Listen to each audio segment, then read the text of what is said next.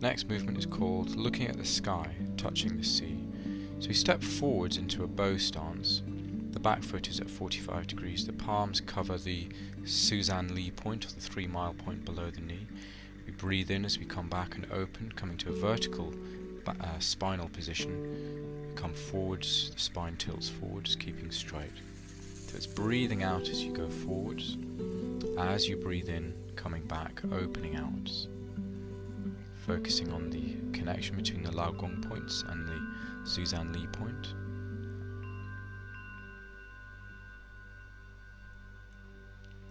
Swap over, so you do the same movement on the other side. Keep the spine nice and straight.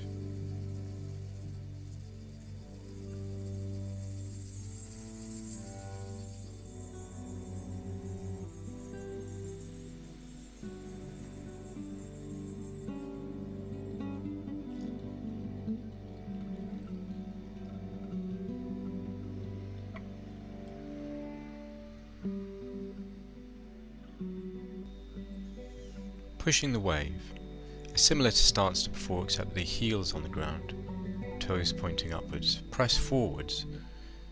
Here the Hei-gu point in the back of the hand is aligned with the cloud gate point underneath the collarbone on the lung meridian. Try to be aware of the connection between these 2 points as you push gently forwards and relax and sink back. The breath, breathing in as you go back, breathing out as you go forwards. Swapping over the feet, the same movement.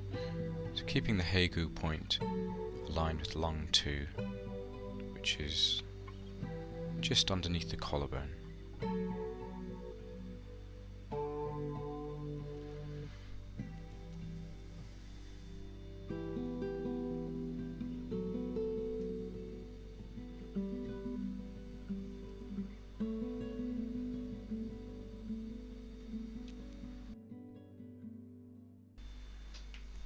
Next one is called flying pigeon. The back heel is raised, the palms face each other.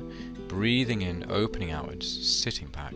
Breathing out, going forwards, raising the back heel. Nice opening movement.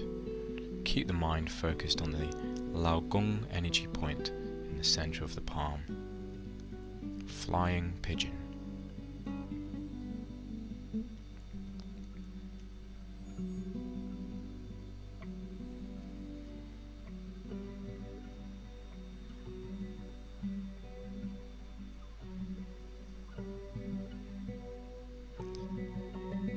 Swapping over the feet, same movement on the other side.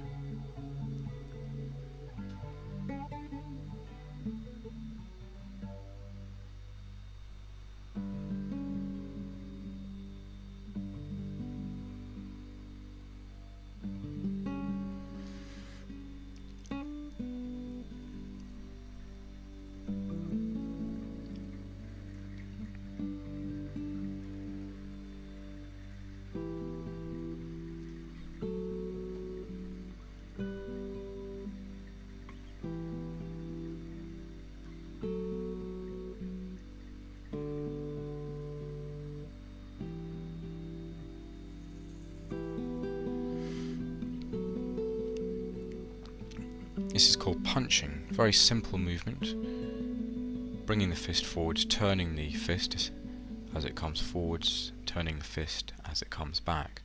Breathe in as the fist comes to the hip. Breathing out as the fist goes forwards. Focus your mind down your arm, towards the fist, towards the target.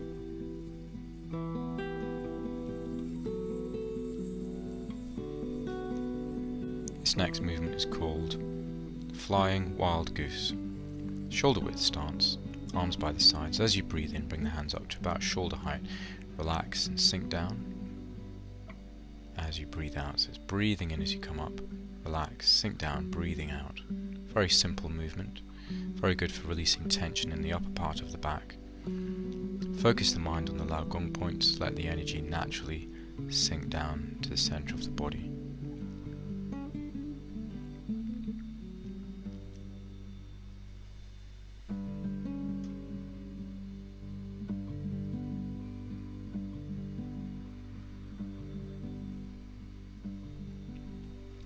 Next one is called rotating like a wheel. Bring the hands down towards the toes. Just go as far as you can comfortably, don't force the movement. Making a big circle up, coming down to the other side. Keeping the body relaxed but the legs naturally straight. This helps to strengthen the spine. Also helps with mobility, flexibility. So don't force anything, just take your time. Change the direction.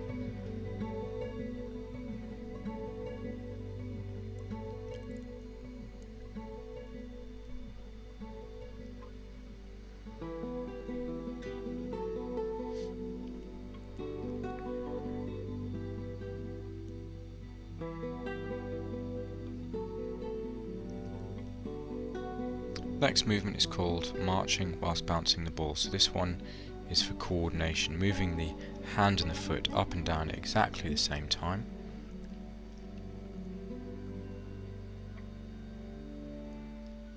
Then we change the coordination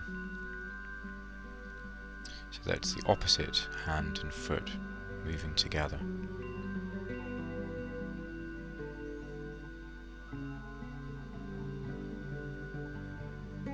Then twice.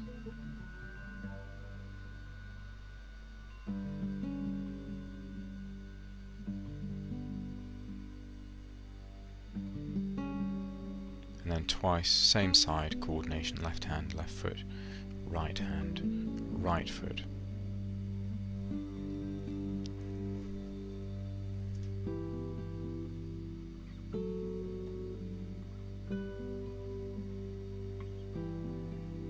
These next two exercises are known as Gong. They're designed to center the chi at the dantian. So bring your mind to the dantian, which is 1.5 inches below the belly button. As you breathe in, bring the hands up. Breathing out, bringing the hands down. As you breathe in, raise the heels. As you breathe out, bend the knees slightly.